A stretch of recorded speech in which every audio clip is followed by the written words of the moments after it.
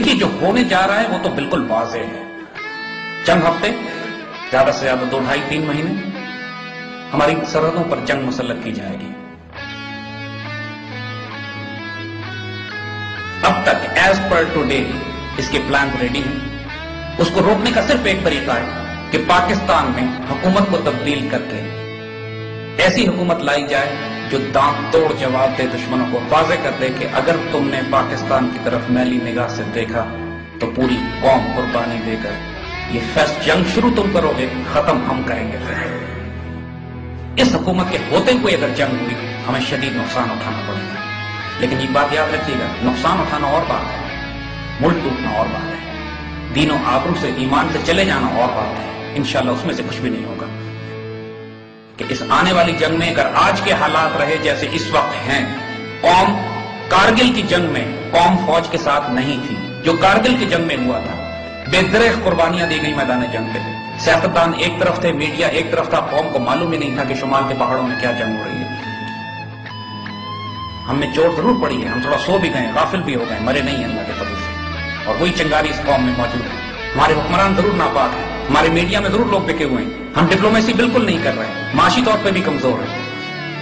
لیکن اللہ کے فضل سے مری ہوئی قوم نہیں ہے. جغرافیہ ہمارا موجود ہے اور یہ انٹیکٹ رہے گا. اگر شروع میں مار پڑ بھی جائے، مار پڑنے کا مطلب ہے ہو سکتا ہے کہ ہمارے شہروں میں یہ بامبنگ کریں، ہو سکتا ہے کہ ہمیں سرحدوں میں کچھ علاقے چھوڑنے پڑے، ہو سکتا ہے کہ ہمیں پیچھے ہٹنا پڑے کچھ علاقوں میں، کیونکہ پریشر بہت شدید ہوگا دو طرف سے.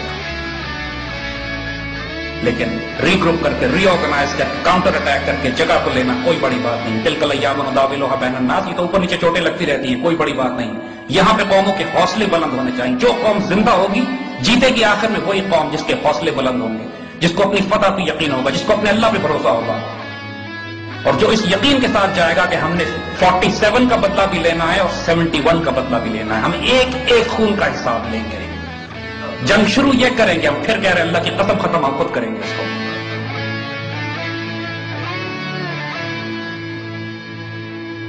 اس وقت اللہ کے فضل سے اگر ٹیکنالوجی کمپیریزن کریں تو Pakistan air force Indian air force سے کمزور ہے. ہماری آرم فورسز کے پاس نئے ویپن سسٹم نہیں ہیں جو انڈینز کے پاس ہیں. انڈینز اسرائیل سے بھی لے رہے ہیں، روس سے بھی لے رہے ہیں، امریکہ سے بھی لے رہے ہیں. لہذا ویپنز کے اوپر تو ہم کبھی بھی مقابلہ نہیں کر سکے ان کے ساتھ. ہماری تاریخ گواہ ہے 1400 سال کی کہ مسلمانوں نے کبھی طاقت کے توازن پہ جنگیں نہیں جیتی ہیں. ہم نے جنگیں جیتی ہیں تو اس کردار پر، اس اخلاق پر، اس جرأت پہ، اس جذبہ شہادت پہ کہ جو ہماری میراث ہے. ایک عجیب و غریب واقعہ آپ کو تاریخ اسلام کا سناتے ہیں.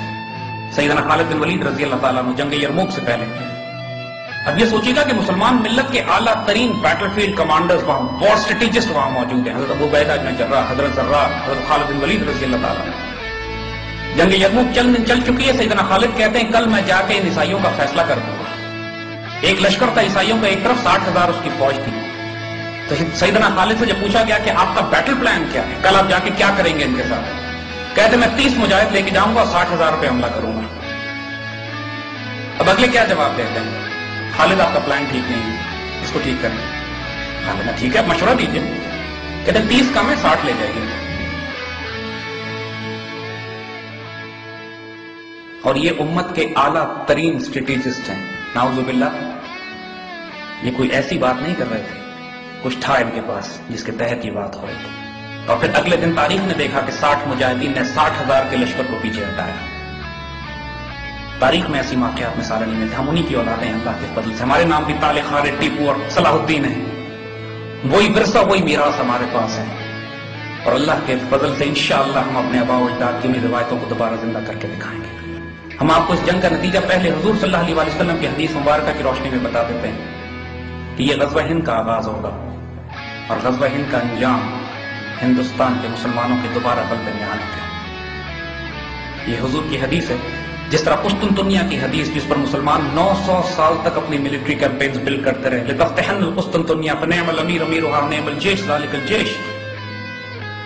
حضرت عمر رضی اللہ تعالیٰ عنہ کے دور سے لے کر سلطان محمد فاتح تک 1453 میں قسطنطنیہ پر مسلسل حملے کیے جاتے رہے اسے ایک حدیث شریف کو پورا کرنے کے لیے کہ قسطنطنیہ لازماً فتح ہوگا، وہ فوج بھی جنتی ہوگی، اس کا امیر بھی جنتی ہوگا.